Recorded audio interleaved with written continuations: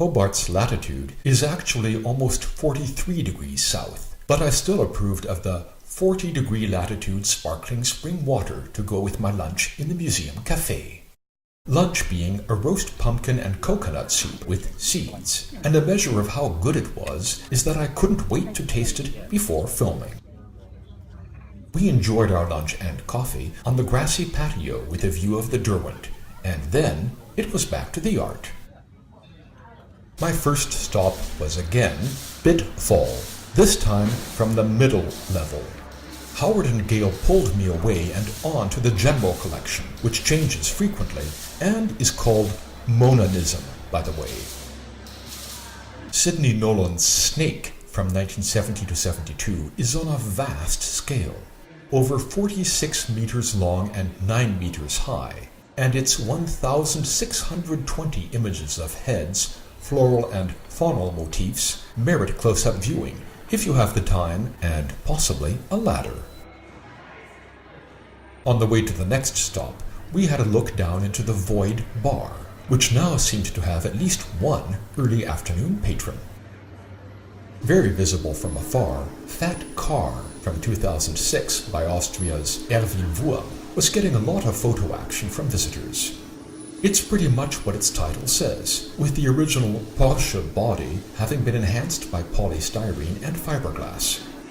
And no, visitors can't take selfies inside the car. Next up were some of the odder items, all of which had to do with food in one form or another, not necessarily for human consumption, and not necessarily in appetite-stimulating ways.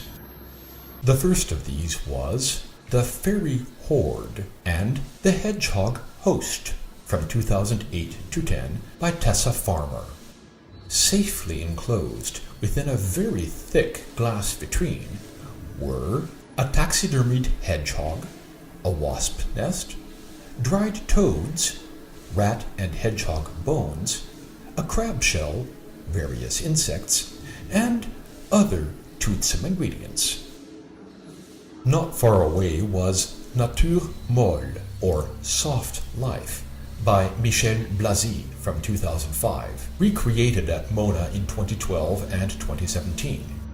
Containing wallpaper paste, wood, glue, and fruits, plus table and chair, Blasi recreates with real fruit his version of still life from generation to death.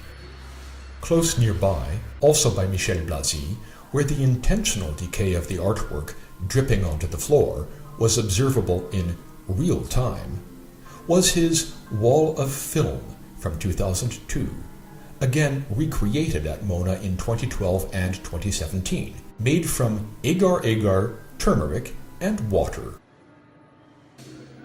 A step back a few millennia to one of the older objects, although by no means the oldest, referred to by the second letter in the museum's name, brought me to the mummy and coffin of Ta Sheret Min from Egypt, dating to somewhere between 664 and 399 BCE. The inscriptions on the coffin described the person inside as a young girl.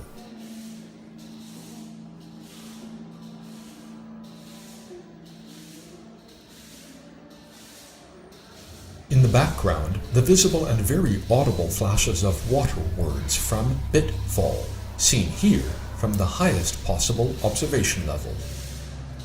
At the very end of our perambulation inside the building, past the museum library, and down an approach corridor with a steeply pyramided ceiling, was another work which by itself would be reason enough to visit Mona, namely Anselm Kiefer's Sternenfall, Shevirat ha-Kelim, or Falling Stars, The Breaking of the Vessels from 2007. A bookcase consisting of two iron elements containing some 200 volumes of lead books, plus glass shards. Concerning its inspiration from the Kabbalah, I feel that should be discussed only when you're in the presence of the work itself and can decide for yourself what you want to make of it. As with Anselm Kiefer's The Seven Heavenly Palaces at the Hangar Bicocca in Milan, which you may remember from my vlog episodes 17 and 39, I was extremely moved by this work and could have returned to it repeatedly to take more and more of it in.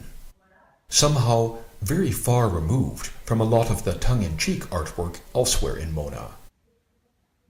Visible through the window to the left was Wim Delvoye's chapel from 2010 to 11, made out of etched stained glass, laser-cut Corten steel, and lead. The museum was getting ready to close, so I chose to retain the image of Kiefer's falling stars as my final memory of my visit to Mona. So it was back to the Void to return the ode, and past the Void bar with its unflappably professional bartenders, and back up in the lift to the ground floor entrance.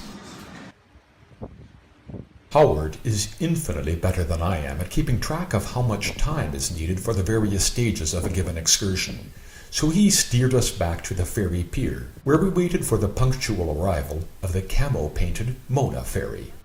Perfect timing. The Mona guide tells visitors that while it's not possible to stay in the museum unless you're dead, accommodation is indeed an option in the pavilions overlooking the river Derwent, which is where the ferry made a quick second stop. Then, past a cow looking wistfully back north up the river, we made our way to our preferred spot at the stern for the return trip.